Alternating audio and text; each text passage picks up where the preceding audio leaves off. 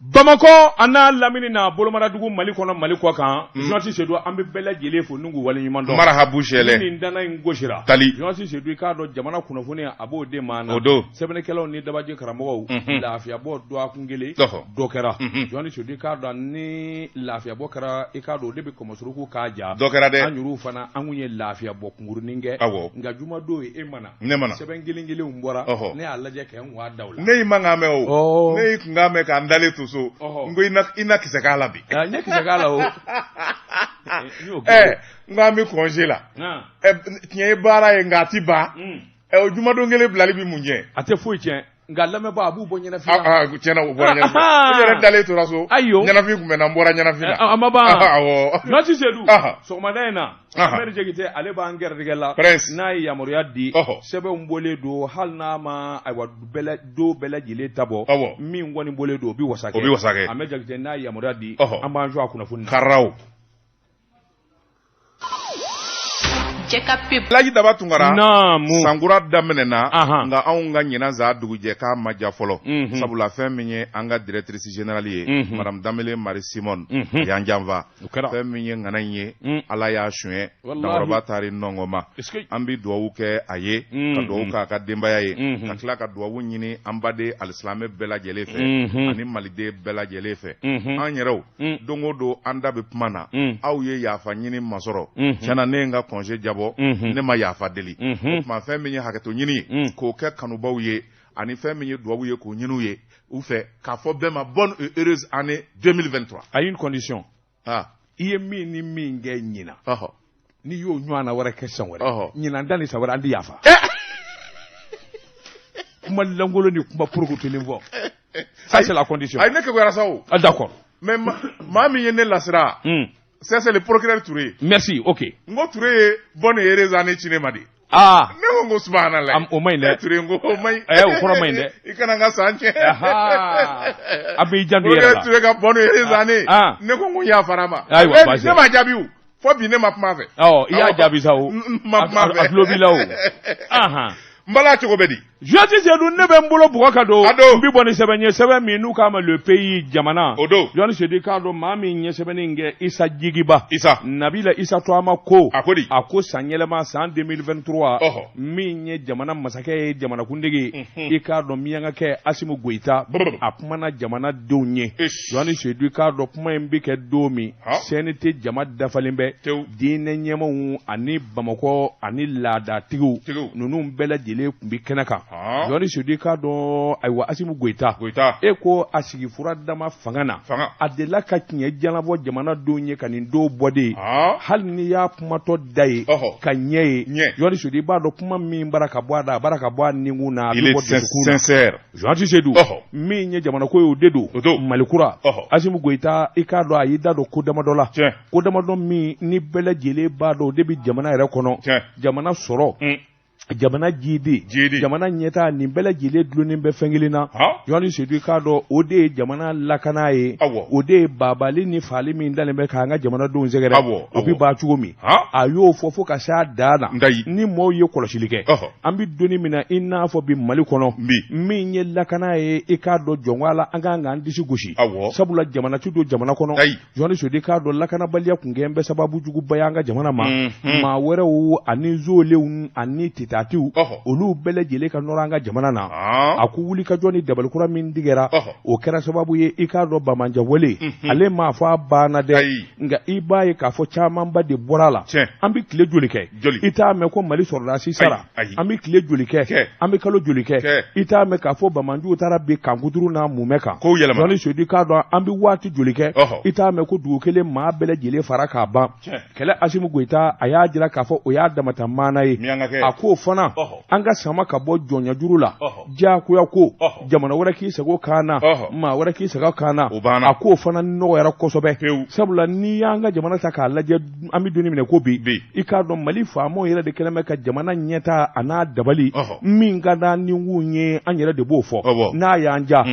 ani karisa bɛ jɛ n'a y'an ja ani karisa tɛ jɛ Jonati Seydou k'a dɔn an yɛrɛ ka taabolo n'a nabolo a b'an yɛrɛ bolo a ko n'o bɔra yen Jean Sodi k'a dɔn Mali bi danga mina a ko jamana den bɛɛ lajɛlen kan k'i tɛgɛ di ɲɔgɔn ma ɲɔgɔn bonya ani ɲɔgɔn garama a y'i tɛgɛ banba min ka kosɛbɛ o de ye nafolodun ye Jean Sodi k'a dɔn jamana in tiɲɛna a purukutura jamana in halakira jamana in da tiɲɛna n'i ye sigi k'i miiri jamana u ye wo min jɔ a jamana kɔnɔ a hinɛ b'i minɛ nganamu ni suɲɛni ni bingali Jean Sodi k'a dɔn bɔsintigi la nin damanda de kɛra sababu ye Mali yɛrɛ i k'a dɔn k'a sigi a sɛsabara kɔnɔ maa kelen miliyari 2 miliyari 10 o b'u dun ka t'i sigi n'o ye Jean Sodi a k'i k'a dɔn malidenw ye kulekan bɔ nin ka dabila suɲɛni ka dabila nganamu ka dabila sira kura bɔ tɛ taa wɔyɔ kɔ dɛ Jean Sodi a k'i k'a dɔn olu kɔni y'a daminɛ n'a fɔra a ka to sen na wa u b'a kɛ ka taa gun an k'an jan dɔn an yɛrɛ la Jean Sodi janto yɛrɛ la in tɛ dɔwɛrɛ ye n'a sɛgɛsɛgɛra k'a sɛgɛsɛgɛ n'a mana gun e la bɛɛ a bɛna gun ne na n'o dun kɛra jamana den fankelen na wuli tuguni ka deli daminɛ a ye nin dabila a bɛna bɛɛ minɛ wa o t'a la dɛ o t'a la dɛ e tɛ nin kamalen dɔn ni bɛɛ ka maa minɛ na a ma ɲi dɛ ni min b'a la minɛni dama k'u kundi subhanallah ni ala cɛ o tuma an bɛ balo cogo di suɲɛni na ayi dɛ minnu bɛ dɔɔnin n'a ma kɛ u kundi ni ala y'i tɔgɔ 2 kari a bɛ taama cogo jiri la o ye tiɲɛ ni ala y'i tɔgɔ 2 kari ala in dɛ n'o de kɔni kɛra sababu ye k'i ka taama se kari walahi a bɛ taama se gura jiri la kirisarati ba ye waati dɔw la ala ka kow ka suma koyi ala sumaya in dɛ o bi ko dɔ de nɔfɛ ala ti fili o Asimu vas-y a k'u bɛɛ minɛ kanu minɛ dɛ u n'u jɔ wuli fɔri la an k'u bo fo k'u fa la hawla wala quwwata illa billah a gɛlɛyara Jean Sedi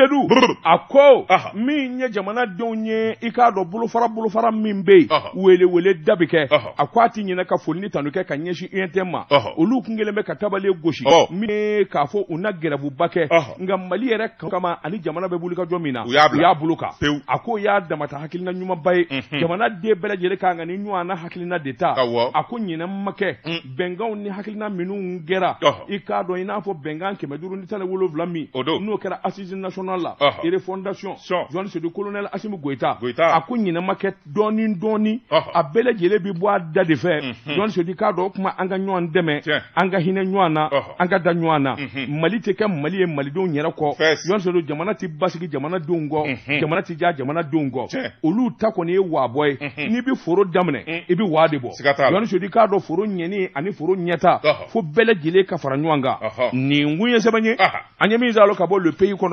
jamana labatungara ne bin tɛgɛ don o bi kɛ ni bɔ ni sɛbɛn ye an ko min ma indicateur de renouveau maa si tɛ naloma nɛgɛ fato a ka foro la bina t'a la ni ɲɛna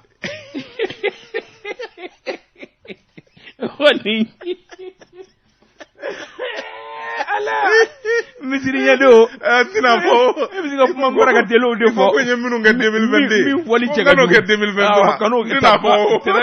très bien c'est bien formé tu es bien non ni ɲɛna bien formé maintenant non tiɲɛ yɛrɛ la j'ai appris la leçon très bien merci bien maa si tɛ fato nɛgɛ laloma ka forola bina t'a la a ɲɛna kojugu ni y'a fɔ cogo ɲuman ye naam a ɲɛna yɛrɛ de fasiriba ko naam a ko fɛn min ye Mali ani Côte d'Ivoire cɛ gwɛlɛya min kun bɛ yen gwɛlɛya in banna pewu i n'a fɔ i y'a fɔ cogo min na Alasani a ka sɔrɔdasu ni mercenaires kun don fɛn min ye Assimi Goïta ye layidutigi a y'a bɛɛ lajɛlen kɛ avion kɔnɔ ka t'u di Fort Yasinbe ma Togokaw fɛ yen ale yɛrɛ y'u cɛ ka t'u fili Alasani Daramani Ouattara kan sɛbɛnnikɛla ko a ko n'i y'a ta k'a lajɛ fɛn min ye Côte d'Ivoire ye u ka mercenaires cɛ 49 min n'a lahalaya a kuma kun kɛlen bɛ ka diɲɛ laminɛ Assimi Goïta Mali masakɛ min kɛlen bɛ ka Mali yɛrɛ ka danaya a ka bonya n'a ka karama k'a nikura fiyɛ la a ye ko in kɛ ni hakilimaya ye a y'a kɛ ni dɔnniya ye a y'a kɛ ni bonya ye a y'a kɛ ni karama ye min ko in ma bɛn ma a digira n na a y'u fa olu wasara min ko a bɛna ta a y'a jateminɛ an k'a ko kɛ hakilimaya la an k'a ko nɛmɛ Mali ni Côte d'Ivoire laadakɔrɔ ni sirakɔrɔ b'a ni ɲɔgɔn cɛ an ye balimamaw ni sinjimaw ye olu fɛnɛ wasara minnu yɛrɛ ko an da t'a flash la n'a tigɛra da o da la a dama ka kan na bɛɛ lajɛlen k'i wasara wallahi an wasara n'a dɔn ne ta kun ka jugu a la nka ne yɛrɛ wasara o ne y'o fɔ e o i y'a fɔ Ngo kamalen baraka minge.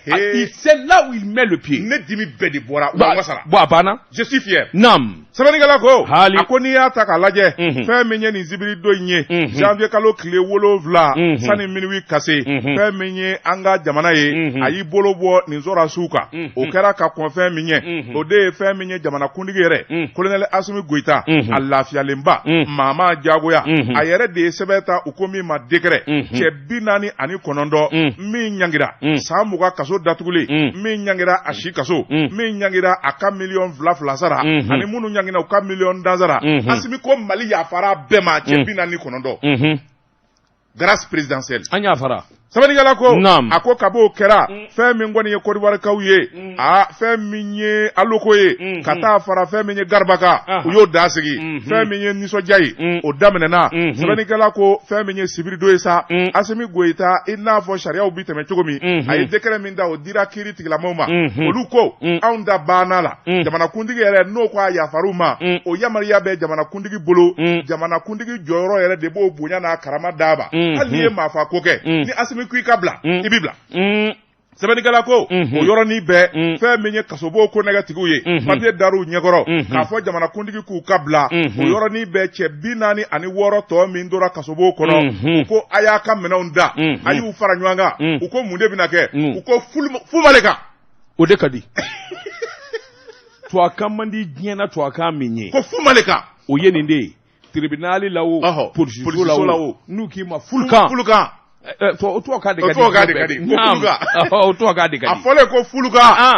fɛn min ye Côte d'Ivoire surasi gojogojo ninnu ye k'u bolo bi bala dɔw taatɔ taara k'u ka samara dɔw te u ka samaw ma a tɛ to yan dɛ u y'a bɛɛ de salo u teliyabatɔ dɔw taara k'u ka samara gardien ko he nin den ta ye a ta a tɛ to yan dɛ hali u ka gari a tɛ to yan a y'a bɛɛ ta u tilalen u tun bɛ so min kɔnɔ kasobo min kɔnɔ k'a fura k'a jɔsi ka parfum fiyɛ a la ala ni sira fɛ i b'a sɔrɔ kabini dɔw minɛ na u ma go maafa gende dayɛlɛlen don u b'a dɔn o Sabanigala ko a ko fɛn min ye Togo ye u donna avion kɔnɔ Mali aéroport la fɛn min ye Côte d'Ivoire yɛrɛ de avion bila ka na avion min y'u escorté Mali y'o don surasi avion de kɔnɔ ka t'u jigi Togo Togokaw olu ko Mali ma ani ce Assimi Goïta ye layidu min di Fort Yasimbe ma layidu timɛna Sabanigala ko o yɔrɔnin bɛɛ Fort Yasimbe o don kelen bɛɛ fitirida fɛ a y'u don avion kɔnɔ ka Côte d'Ivoire magɛ u bi se Côte d'Ivoire don waati min na o y'a sɔrɔ dugu tilara minuit sera nka Ivoiriyɛnw kun jɔlen b'u sen kan jamanakuntigi gouvernement ka taa fara jamanadenw kan a bɛɛ kun jɔlen b'a sen kan si ma da Assimi Goïta pop miɛnɛ tɛ dɔrɔmɛ ŋɔmi zan aye miɛnɛ tɛ dɔrɔmɛ ŋɔmi zan aye Azimu ni mianga dongili di wallahi pop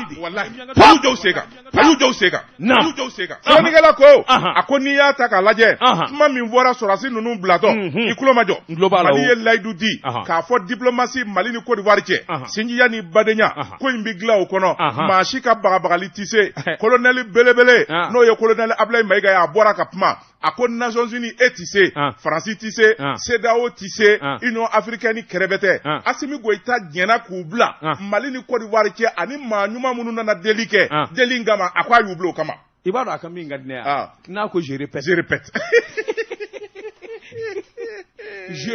le Mali je répète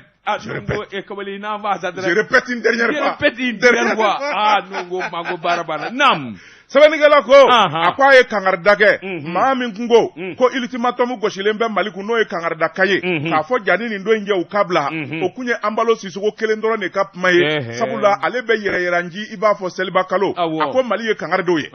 colonel Ablaye Mayiga ko Ambalo Sisoko y'i hakili to a la Mali tɛ nbaala jamana ye bilenko ye jamana don min da kɛra a yɛrɛ ye a y'a ka yɛrɛya sɔrɔ wa k'a fɔ k'i bi Mali don i sagona da fɛ o banna bita kɔfɛ Ambalo n'i bi bɔ ala kɛ baara kɛ kɔngɔ bɛ farafinna denw na baarakɛbaliya b'u la chômage ni sɛgɛ b'u la i k'olu furakɛ Mali kɔni ko ni yɔrɔ jisigi ka tɛmɛ anw kɛrɛfɛ han n'o tɛ kana fɔ a to Ambalo heureusement comme c'est un Malien Maliden de do hala y'a ka ministre min bila ka kuma in fɔ CEDEAO la c'est un Touré oui il est de Gao Mais Ambalo, il est de Sego Ablaye Sissoko. Sissoko la Duba au DTA. Au Korake DD, Ambalo Sissoko. Voilà. C'est la famille. Et Touré Mimbora Kapma télé là. France 24 là, ultimatum. C'est le grand frère du procureur Touré. Oui. Idrissa Amidou Touré, de Ansongo. Mais je connais. Gaokaudo.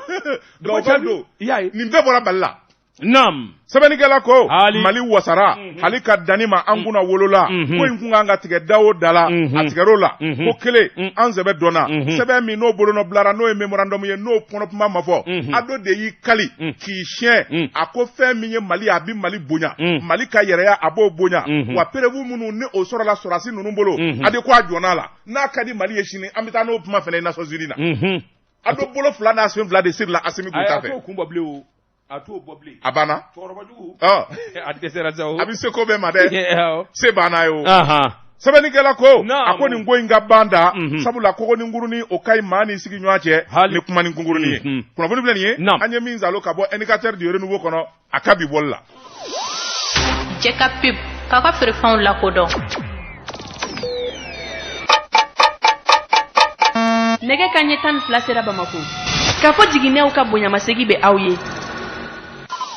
Elayi daba tungara mbala chogo bedi Joati Sedou ne be mbolo bugo kado mbi boni seben mi nu ka ma l'indicateur de renouveau abolo ko chien ba saba keme wolovla ani chien nani Sedou Jara ale de ni zebeni nge ndo amagodi to ka gwa Joati Sedou ka do affaire d'équipement militaire sora su ka nafolo anu ka minango yurugu mingera jamana kono aye kungo se nyema chama ma Joati Sedou ka do awodo ere ni tora ako geleala sabula kasola olu utara lahara Joani Sodi ka don minnu dora ni muso in I ka don ministre des finances kɔrɔ Joani Sodi ka don hali bi n'a ka bi ale ka ko tɔ de bi maana madame Boire Félix sɔgɔ Joani Sodi ka don Bafili kun ye sɛbɛnni kɛ min ye wulikajɔ ye ni ka jamanakuntigi yɛrɛ sɛgɛrɛ kɔsɛ in na kɔni a ye damakasi sɛbɛn wɛrɛ kɛ ni ka ɲɛsin jɛrɛjɛkulu ma o ko min ma association malienne des procureurs Joani Sodi o ye jamana sariyatigɛlɛkɛbaw ani jamana sariya dɔnbaw olu ka jɛrɛjɛkulu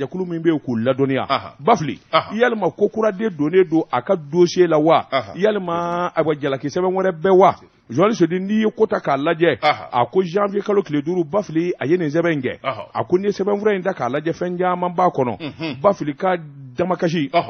o de ye gɛlɛya min dalen bɛ k'ale sɛgɛrɛ a bɛ kalo 16 bɔ ale bɛ kaso de la a datugulen Joani Sodi k'a dɔn wele da kun kɛra ka wuli ka jɔ kɛ min ye a ka bila kunkurunin kɛ yanni kiiri don cɛ sabula hali bi n'a ka bi maa si den kelen tɛ k'a fɔ Bafili jodo walima a jalaki don Joani Sodi k'a dɔn n'o ma bunɛ tigɛ I k'a dɔn o kuma ani bilali kunkurunin ka kan Joani Sodi k'a dɔn o kuma fɔlen ni sorondonbaw kun y'o ɲini I b'a ye k'a fɔ wulikajɔ nana boloda u y'a jaabi Bafili n'i kɔni b'a fɛ ka taa lafiya bɔla I ka so miliyɔn kɛmɛ 5 sefa wari o de bɛ sara I fɛ n'o sarala tuma min an bɛ sɔrɔ ka fiɲɛ bɔ da d'i ma I ka taa so Bafili ko a ko maa jumɛn bɛ se ka nin ɲɔgɔn na doni da Mali fonctionnaire kunna hali n'o y'a sɔrɔ a ye minisiriya kɛ ale ye bolokolo ye fɛn t'ale fɛ Joani Sodi k'a dɔn o jɛlen don n'a ma diya a bɛ segin a kan k'a fɔ k'ale to minisiriya la k'ale to faamaya la min ɲininen don n'o wajibilen don faamaw kan Joani Sodi k'a dɔn san o san u bɛ sɔrɔ min kɛ ani nafolo ma fɛn min b'u bolo u k'o ɲɛfɔ ale y'i ta in ɲɛfɔ koyi ale ko so kelen de b'a bolo a yɛrɛ bɛ si o kɔnɔ o tɛmɛnen kɔfɛ a nana juru dɔ ta banki dɔ la a ka so papier yɛrɛ de bilalen don garanti la ni ka taa I k'a dɔn wɛrɛ dɔ dayɛlɛ Bafili Sisɔgɔ a ko ni nin ko in damanda in ɲɔgɔn sɔrɔ nin ko nin kelen bɛ k'ale sɛbɛkɔrɔ koro o tuma ale bɛ wele da kɛ sariya dɔnbaw ma n'o ye procureur ka jɛrɛjɛkulu ye u ka ko in lajɛ ji ɲɛma jɔlen na Joani Sodi k'a dɔn ale ye dɔ kɛ kaso la kalo 16 hali bi n'a ka bi Joani Sodi k'a dɔn maa si den kelen den min bɛ se ka kala turu k'a fɔ Bafili I nɔ yera nin de la I ye nin de kɛ nin de b'i nɔfɛ o tuma n'a ma ɲɛ ko tuma hali bi n'a ka bi u ka filɛli kɛ ni ka ale ta in jateminɛ jalaki ni jalaki minnu bɔlen don ka bi ale Bafili m'a fɔ ko nkalon don dɛ ale ko k'ale de ni yɔrɔ o de ka dɔgɔ a la I y'a mɛn wa ne y'a faamu kuma na cogo min ka kuma dan ta dɔ b'e kɔnɔ k'a fɔ nam je n'ai rien à dire bon min ye lettre caman o tɛ yan Bafili Sisɔgɔ ne bɛ fɛn o fɛn fɔ u k'a bila u ka bila journaliste Seydou a ko n'i ye ko ta k'a lajɛ min ɲɛsira sɛbɛnw ni jalaki sɛbɛnw ye procédure d'instruction a ko n'i y'a ta k'a lajɛ kabini san 2015 nin ko in bɛ sen na journaliste Seydou k'a dɔn a wa sɛgɛsɛgɛliw ni nka a k'o daminɛ kabini mɛ kalo tile 22 i b'a ye k'a fɔ wulikajɔ dɔw bolo dalen don jamana kɔnɔ a ko nka min ye jalaku ni ayiwa k'a fɔ i ye nin kɛ a k'i k'a dɔn a kɔni a kunkolodimi b'ale la sabula chambre d'instruction o kɔni ye jalaki ba ta k'ale sɛgɛrɛ miliyɔn kɛmɛ 5 n'i ko ale bafili ko sara bi journaliste Seydou a k'i k'a dɔn i t'a fɛ ale ka bɔ kaso la a ko nka a mana tigɛ Dawo da la an bɛ don min na ko a bɛ sɔrɔ jɔnni fɛ a ka taa juru ta BNDA la c'est la meilleure banque actuellement. Je suis d'accord. Mais seulement, le problème est que à tes ministériels là, ma ta ka wari sɔrɔ kuma dɔn. A bɛ retraite la. BNDA b'o juru. E ti banque jugu dɔn. A BNDA t'o juru dɔn. Garantie ni min b'e bolo. E taar'o bila juru wɛrɛ kun kɔrɔ. So kelen de b'a bolo. O yɛrɛ bɛ juru o bɛ tunuma da. O ka hinɛ musokɔrɔba la. Sisan, il y a un problème. O ka hinɛ musokɔrɔba la. Bon, à moins que. O ka hinɛ la. Grâce présidentielle. Ayi, grâce bɛ na n'i condamné la de. N'i kirila, n'a fɔra k'i nɔ b'a la, i mana condamné wagati min, grâce bɛ sɔrɔ ka na. Mais elle est prévenue. Ah, d'accord. Prévenue bɛ se ka grâce ya. O kɔrɔ de Bamuru yangale don. Bamuru yangale di kunna. I ta in ɲɔgɔn na tɛ de.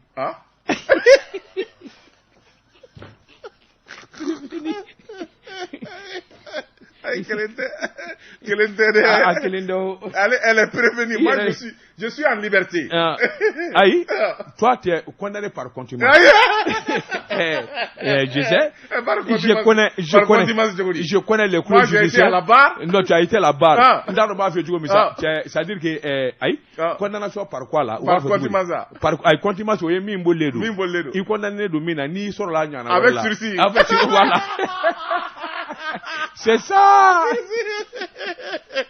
Ningu ye sebeni anya mi bo NKD nouveau kono aka bi bolla ala kadi kaso mainde sursi wo asimandi convocation wo plaidoirie wo nimbe shara dugu ka kuma asimandi ma kana joni ngera ka abada ala ka doke ode nyande nam labatu wara ne bin tega do ni boni sebeni angomi ma la sirène basiriba no ye deka e ninya ka sebeni deka ko halibi be komina o maba to sira to ka gwa e dabora ka magapuma mina sorasu ka minanzango mena munu n'a kɛra yoruku ba de ye jamana in kɔnɔ a ko n'i y'a ta k'a lajɛ dossiers bilalen bɛ yen dossier ninnu ɲɛnama k'u kɔ n'ala ma jagɛ ni basigi donna jamana kɔnɔ dɔɔni fɛn min ye dossier ninnu ye u bɛna labɔ tuguni kiiri tigilamaw fɛ maa wɛrɛw bɛ yen minnu bɛna taa premier cabinet na kasobonba kɔnɔna na awɔ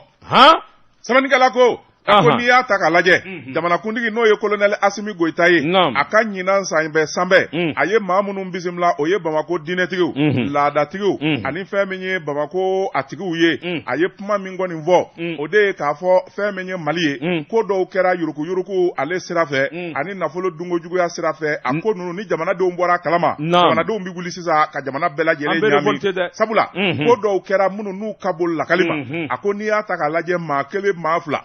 miliyari caman ba de u y'a bɔ jamana wagande kɔnɔ k'a tila ɲɔgɔn na ni ka taa n'u sen ye wa u m'a kɛ sufɛ koyi u y'a kɛ tilegan dere de fɛ sabula a dossier tɛmɛna conseil des ministres la maa dɔw de y'a bolonɔ bila wa maa dɔw de y'a wari bɔ a minɛn ma sa a wari ma jamana nafa u y'a ta ka taa n'a ye jamana kɔfɛ ka taa kɛ wusanbayi ye a n'u sago ye Allah sɛbɛnnikɛla ko a ko colonel Asimi Goyita a ko yurugu kɛlɛli maa dɔw ko k'a ko kun salen bɛ a ko a kun ma sa sabula baara de bɛ ka kɛ kiiri baara bɛ taa dɔɔni n'i ko i b'a bɛɛ lajɛlen ɲaami ɲɔgɔn na don kelen a bɛɛ lajɛlen bɛ wuli k'a jɔ tile kelen o tuma dɔɔni i k'u fosi ka bɔ ɲɔgɔn kɔrɔ f'i sago b'i sɔrɔ a ko an bɛ don min na ko bi san 2023 min daminɛlen filɛ o bɛna kɛ san dumanba ye sabula dossier minnu bɛ yen ni kiiri tigilamaw balannen b'a la sɔrɔdasi kunda civil kunda commerçant kunda a ko a dossier bɛɛ lajɛlen fɛn min ye kiiri tigilamaw ye yamaruya dilen d'u ma ka ban koyi ni min y'u ja u k'o wele sini sago ma n'u kan ka min fa u k'o fa n'u bɛ jɛn min ma u ka jɛn o ma n'u bɛ taa ni min ye kasobonba la u ka taa n'o ye. E ye nin fɔ? Ne ye nin fɔ. I kun kan ka nin don gundo la. Asimi de y'a fɔ o. U bɛ boli daminɛ sisan. U bɛ taa sa. Telimaniya. Telimani jama. Jamana faamaw sɔmin'o la o. hali n'i ye tiriba meleki kunkolo la k'i bɛ bɔ telimani fɛ Asimi ka garde frontière u b'a fɔ alt jɔn do o tuma u b'i waraka k'i lajɛ ka ɲɛ hakili sigira voilà u ti bɔ a si tɛ porokoto bilen a bɛɛ ka passeport numéro dilen don sɛbɛnnikɛla ko a ko n'i y'a ta k'a lajɛ fɛn min ye ni maa ninnu gɛlɛli baara de bɛna daminɛ sabula fɛn min ye jamanakuntigi ye a ko an bɛ don min na ko bi kojugu caman kɛra i da bɔra ka maga minnu na fɛn min ye gilet pare-balles ye samaraw ni aranjarisow mobiliw k'u sɔngɔ doublé wari dɔw bɔra k'a fɔ blindew bɛna u mana wari dɔw bɔra k'a fɔ avion bi sa u ma sa armée janfara sɔrasiw janfara société dɔw nana nka olu surfacturé la fɛn min ye u sɔngɔw ye k'u yɛlɛ société kelen 8,000 dɔw 10,000 sɛbɛnnikɛla ko nin n'a damanda kow de kɛra ka jamana armée firi fɛn min ye tandaw ye basiw ani tantew fɛn minnu ye 60,000 ye u y'olu feere 1,300,000 la hawla wala 300 millions ka zéro caman k'a kɔfɛ nin de kɛra Mali la non c'est révoltant namu sɛbɛnnikɛla ko a ko n'i y'a ta k'a lajɛ nin gɛlɛyaw de ye Mali jamana sɔrɔ Asimi Goyita nin bɛɛ lajɛlen kuru de b'a kɔnɔ a b'a fɛ nin bɛɛ lajɛlen kuru ka ci walasa nin kuru ka ci Asimi n'a ye bamuru ta don kelen k'a fɔ a bɛ nin bɛɛ don ɲɔgɔn na Mali bɛ wuli Mali bɛ wuli nka ko ninnu di bila a bi senni dɔɔni san 2023 min jɔlen filɛ nin ye fɛn min ye kiiri tigilamɔgɔ ye ale sigilen bɛ k'u lajɛ Mamadu Kasoge procureur ka taa fara cour suprême kan ani juge d'instruction kan ale sigilen bɛ k'u lajɛ dossier bɛɛ lajɛlen dir'u ma vérificateur ye rapport fɛn da ale Asimi ma o don a ma si ye o don kelen bɛɛ a y'a di kiiri tigilamɔgɔw ma ka tila k'a ka taa di kiiritigɛlaw ma a tɛ si ale ka bureau kɔnɔ a bɛ kɛ ten de o dossier fɛn dira a ma a si ma si Asimi ka bureau kɔnɔ wa a tɛ si ministre de la justice fɛ yen n'a dir'o ma le lendemain il transmet à qui de droit au magistrat nka olu de sago b'u yɛrɛ la bien ils sont indépendants sɛbɛnnikɛla ko an sigilen bɛ k'olu kɔnɔ n'a wolola min na a na lagali kunnafoni filɛ nin ye an ye min bɔ la sirani kɔnɔ DK ale y'a fasiri dis-moi e kunkolo i ka coiffeur ninnu i ka coiffure ka ɲi kojugu qui est ton coiffeur là ne ka coiffeur Sila a filɛ Musabugu dis à Sila a k'a ka minɛnw la je l'envoie chez Asimi a ka dasi Asimi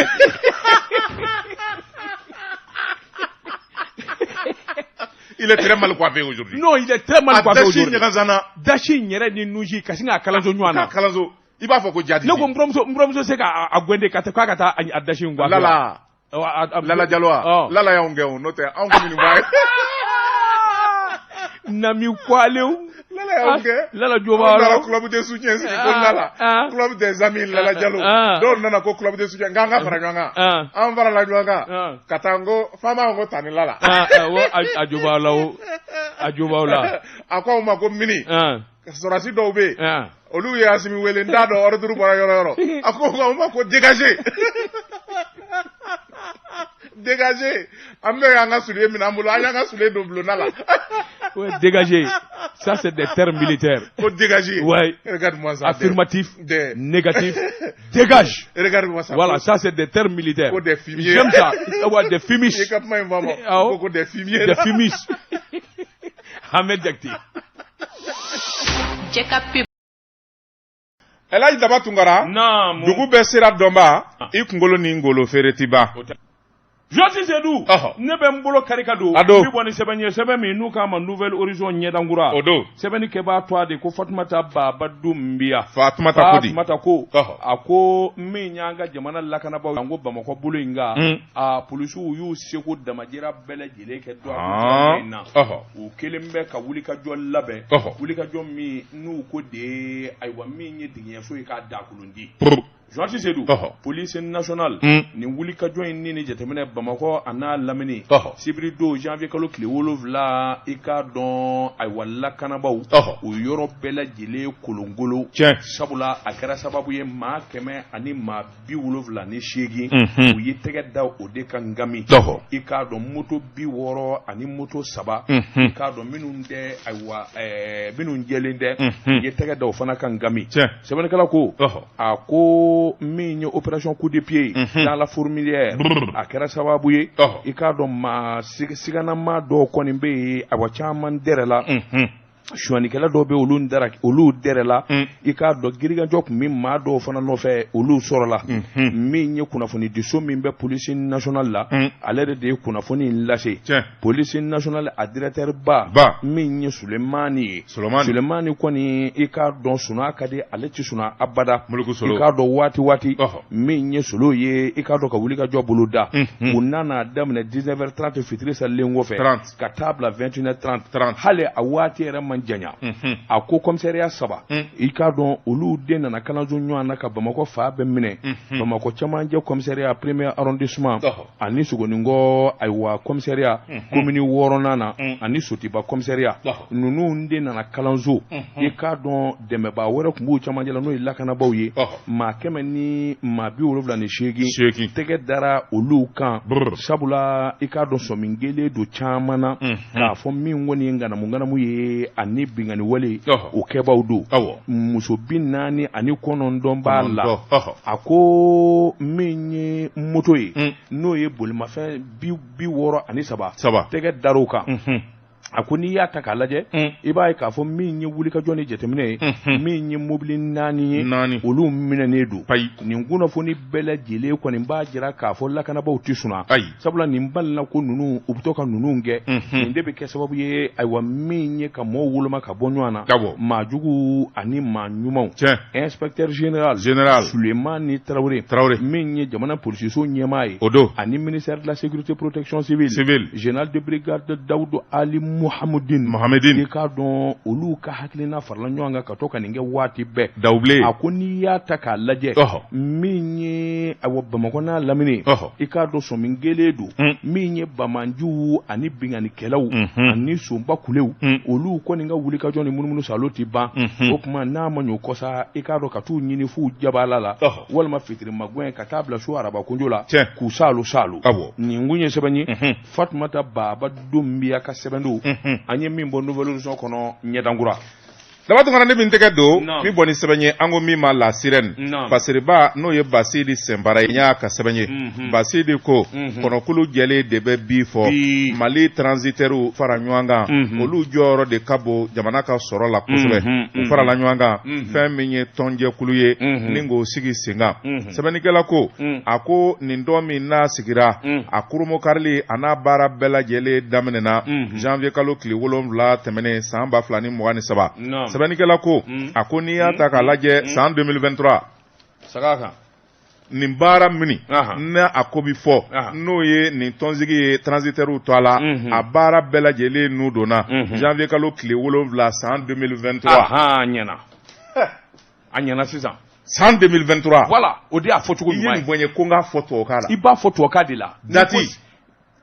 date téléphone numéro